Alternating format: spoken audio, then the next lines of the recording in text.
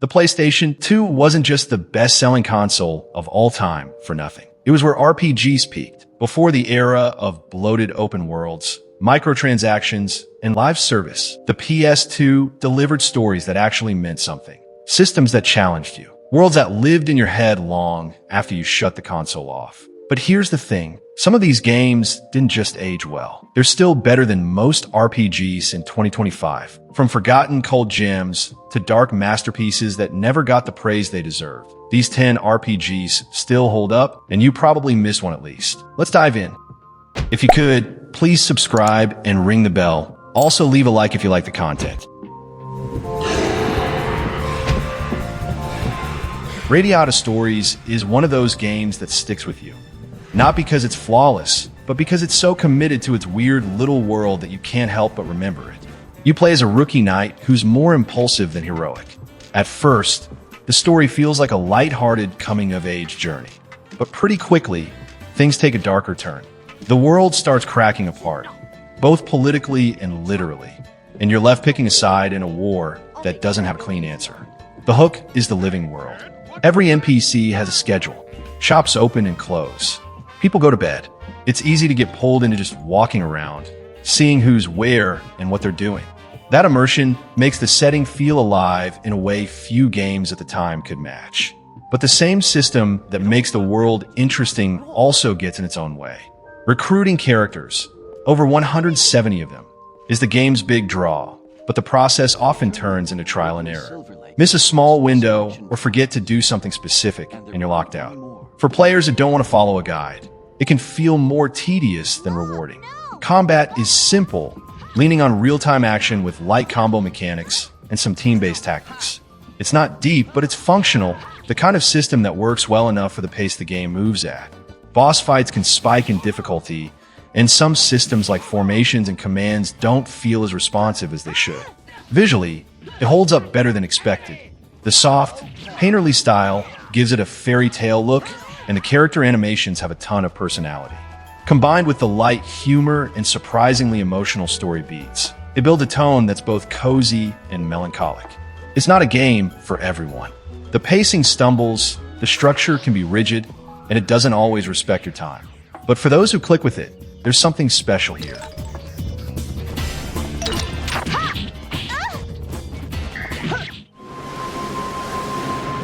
By the time Suikoden 5 hit shelves, the series had already lost a lot of momentum. The earlier entries were beloved, but left a bad taste for many, and interest had started to fade. That makes it easy to miss how good this one actually is, and how much it quietly gets right. Set in the queendom of Falena, the story centers on a royal power struggle with real consequences. You play as the prince, not a destined hero or chosen one, but someone caught between duty, loyalty, and the growing weight of war. The writing doesn't force you into a good versus evil mold.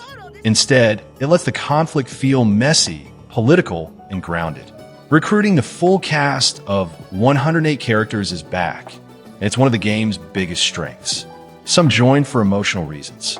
Others show up because you helped them out or just cross paths at the right time. A lot of it feels personal, and that helps the world feel alive. Combat is fast and functional.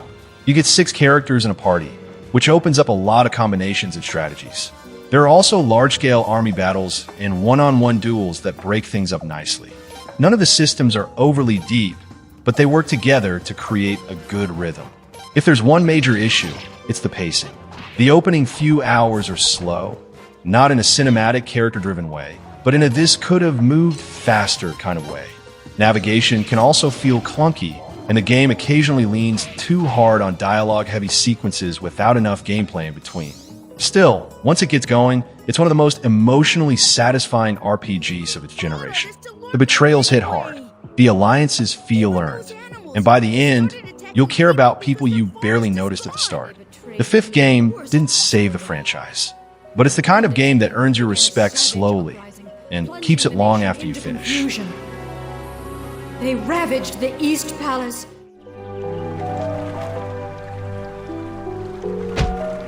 Dragon Quest VIII didn't try to change the genre. It just did everything right. Clean design, a world worth exploring, and a cast that sticks with you. In a time when JRPGs were getting more experimental or edgy, this one leaned into tradition and somehow made it feel refreshing. The world is the real star here. Huge, colorful, and fully explorable with no loading screens between towns and fields. A big deal for the time. It's not just big for the sake of it either. There are secrets tucked everywhere.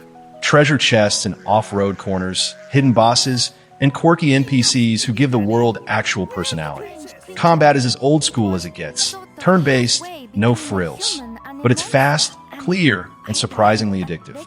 Every level up matters. Every new skill feels earned. And the Monster Arena side quest adds a fun, Pokemon-style distraction that ends up being way more fleshed out than you'd expect. Voice acting was new for the series, and it landed surprisingly well. Characters like Yingus and Trode are memorable not just because of how they're written, but how they sound. That British-inflected dialogue gave the game a unique charm that set it apart from most RPGs at the time. Still, it's not perfect. The story takes its time, a lot of time. It's a slow burn, especially early on, and the villain doesn't become all that interesting until the second half. There's also some grinding baked into the late game, and the menus feel clunky by today's standards. But somehow, none of that really hurts it.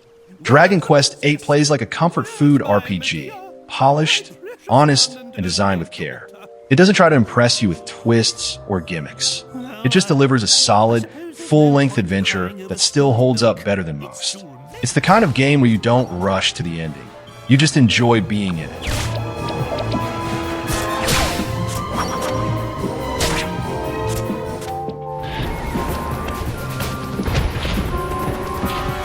Front Mission 4 doesn't shout for your attention. It doesn't try to win you over with flashy combat or anime melodrama. Instead, it takes its time both in pacing and in gameplay and delivers something that feels thoughtful, deliberate, and quietly rewarding.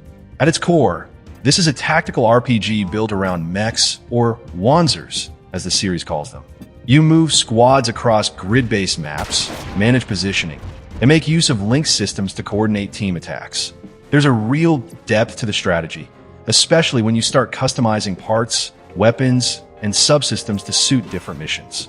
But it's not exactly a pick-up-and-play kind of game. The tutorials are dense, the early battles are slow, and the interface takes a while to get used to. There's a learning curve here, but if you push through, the mechanics start to click in a big way. Story-wise, it's split between two perspectives. One follows Elsa, a German researcher caught in a global conspiracy. The other tracks Daryl, a laid-back American pilot just trying to keep his crew alive after a botched op. The contrast between their arcs keeps things fresh, and the writing avoids the usual save-the-world cliches in favor of more grounded political tension. That said, the storytelling is definitely more dry than dramatic. Dialogue scenes can drag, and the narrative pacing mirrors the gameplay, slow and methodical. It's not trying to entertain every second, it wants you to think. Visually, it's clean and functional. The mechs look great in motion, and the environments are solid, if a little bland. The real draw is the detail under the hood, the loadouts, the systems, the way a few small upgrades can completely change how battle plays out. This won't be for everyone. It's one of those titles that doesn't make a lot of noise, but once it hooks you, it's hard to put down.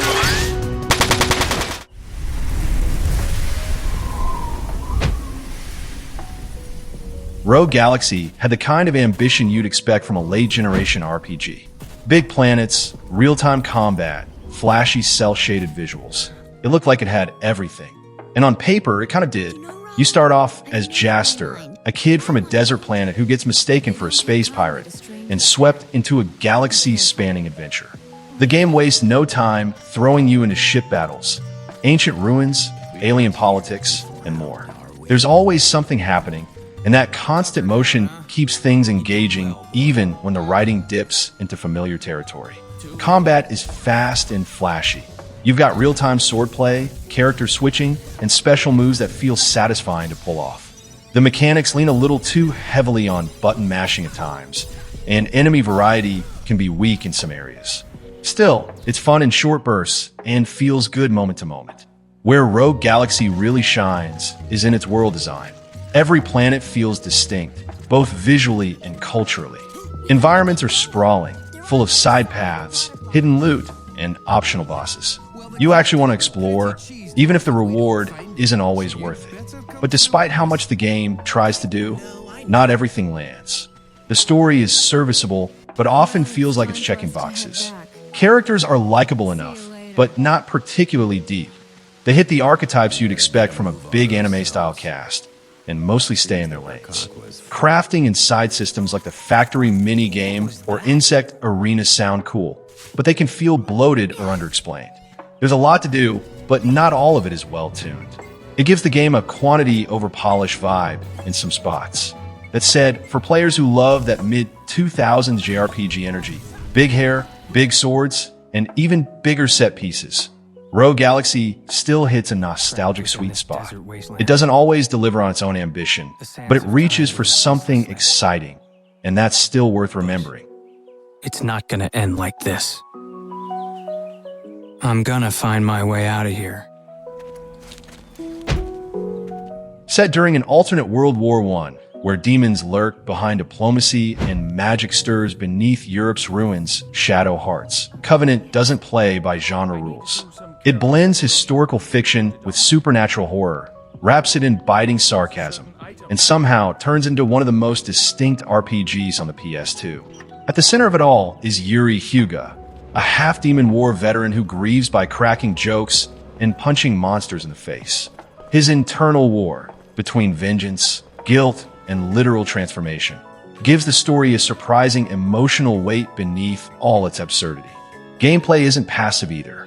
Combat runs on the Judgment Ring, a timing-based system where every action, attacks, magic, even items, depends on your reflexes. Mess it up, you miss. Nail it, and you land critical hits or bonus effects. It forces attention, rewards skill, and makes even random battles feel alive. Visually, the game was ahead of its time. Moody, oppressive environments. A soundtrack that swings from unsettling ambient tones to haunting vocals, always underscoring that something isn't quite right. But what really makes Covenant shine is its tone. One moment, you're banishing cursed spirits in a German cathedral. The next, you're fighting alongside a pro wrestler who suplexes werewolves while wearing a cape. The game jumps between tragedy and absurdity without losing balance. Like it knows life's darkest moments are rarely just dark. It never had the marketing power of Final Fantasy or Persona, but it earned every bit of its cult following by refusing to be predictable, and by making sure every weird, tragic, and hilarious moment mattered. One in my soul.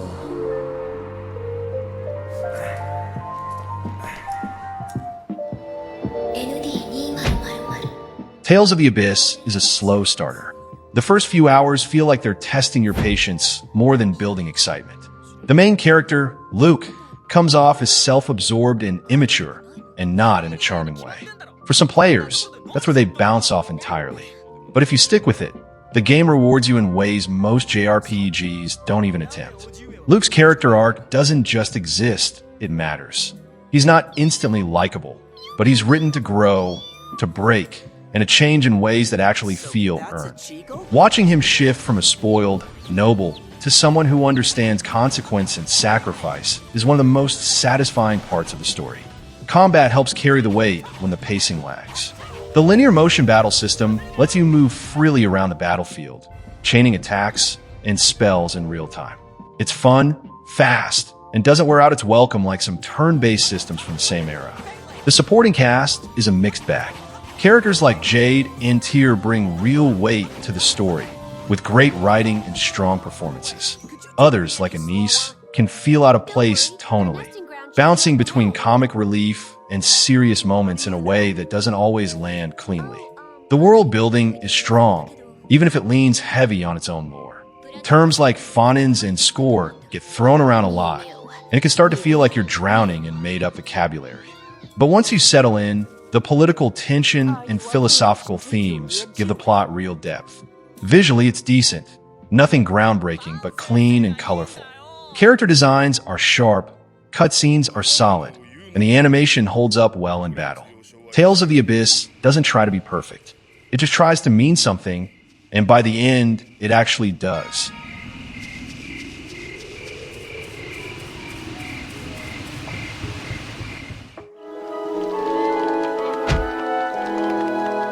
By the time Wild Arms 5 came out, a lot of people had already moved on from the series or missed it entirely. It didn't have the name recognition of Final Fantasy or the cool factor of newer JRPGs, but it didn't seem to care. Instead, it doubled down on its identity. Anime cowboys, strange tech, and a lot of heart. You play as Dean Stark, a small-town kid with a love for ancient machines and a dream of becoming a golem hunter. It sounds like a throwaway setup, but the story does a decent job pulling you into a world that's struggling to balance magic, lost technology, and buried history. The characters aren't groundbreaking, but they're likable, and the group dynamic builds nicely over time. Combat is turn-based, but lively thanks to the hex battle system. It's a grid-based layout where positioning really matters, both for offense and defense. It adds just enough strategy to keep battles interesting without getting bogged down. The system might seem overly simple at first, but it opens up later with more party abilities and enemy types. Visually, the sort of cel-shaded 3D style gives it a crisp look that holds up better than most mid-era 3D games. There's a lot of reused assets and some dungeons blur together, but the vibrant overworld and character designs keep it feeling fresh enough. The real standout is the tone.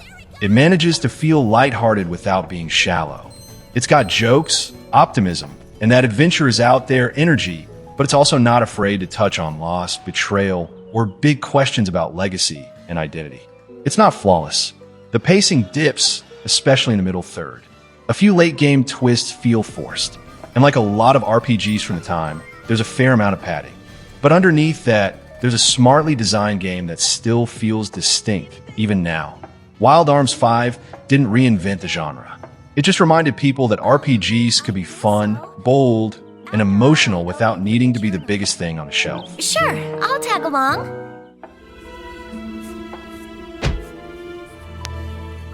Xenosaga Episode 1 doesn't care if you're ready. It opens with a murder inside a floating lab, jumps into a battle with godlike beings in deep space, and unpacks artificial intelligence, religious iconography, and human consciousness within the first hour. For some, that was overwhelming. The story follows a scientist working on a mysterious humanoid weapon created to combat a race of extra-dimensional beings called the Gnosis. But the further you go, the clearer it becomes that no one in this universe has full control. Not the corporations, not the governments, not even the gods. Philosophy is baked into every layer of this game and are woven directly into dialogue, character arcs, and world building. The game isn't interested in just entertaining. It's here to provoke. That ambition bleeds into the gameplay, too.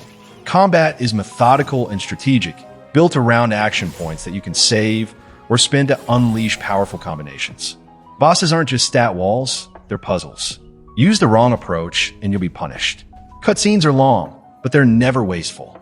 Each one deepens the lore, sharpens the tension, or adds texture to characters who feel painfully human, even when they're surrounded by machines.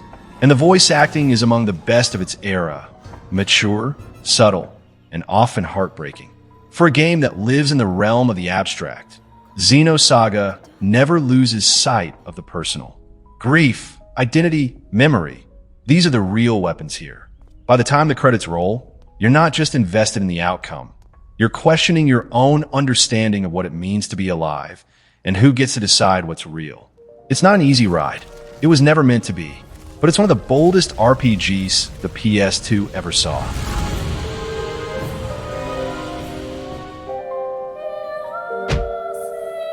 Before modern games started chasing the virtual world vibe, .hack.gu was already deep into it. It plays like an RPG inside an MMO, a game within a game, and for the mid-2000s, that idea felt fresh. Even now, it's surprising how many of its themes still hit.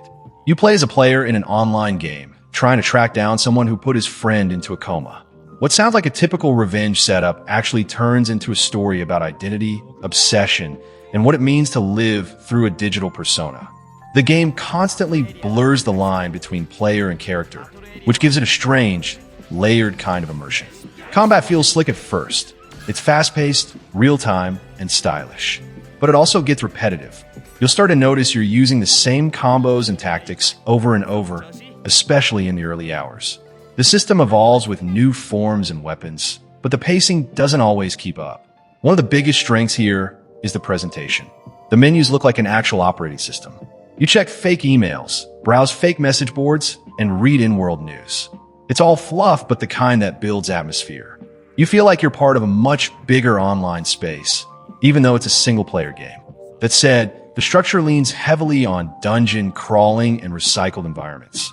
You'll be running through a lot of similar-looking fields and corridors, which can wear thin across the trilogy.